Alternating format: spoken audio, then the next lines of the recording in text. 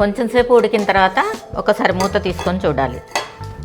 నేను ముందు 1:3 పోసాను, తర్వాత ఇంకొక హాఫ్ గ్లాస్ నీళ్ళు పట్టాయి. బియ్యాన్ని బట్టి మీరు నీళ్ళు పోసుకోవాల్సి ఉంటుంది.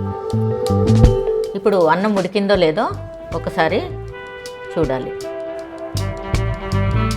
బెల్లం వేసేసేయాలి. మనం తీసుకున్న కప్పు బెల్లం దీంట్లో వేసేయాలి.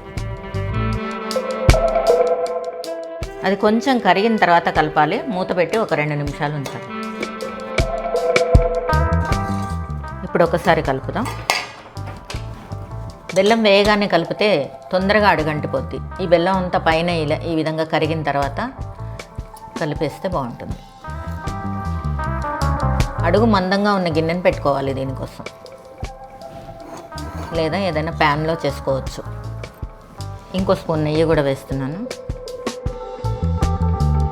బెల్లం మొత్తం కరగగానే మనం స్టవ్ ఆఫ్ చేసుకోవచ్చు.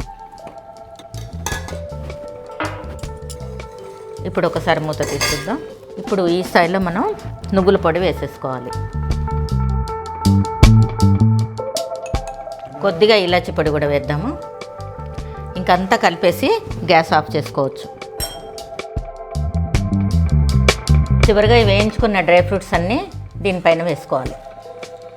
వేసి బాగా కలిపేసి ఇంకా నువ్వు పొంగలి అయిపోయినట్లేనండి. రూపకళా రుచులు ఛానల్ని సబ్స్క్రైబ్ చేయండి. మళ్ళీ నెక్స్ట్ వీడియోలో కలుద్దాం.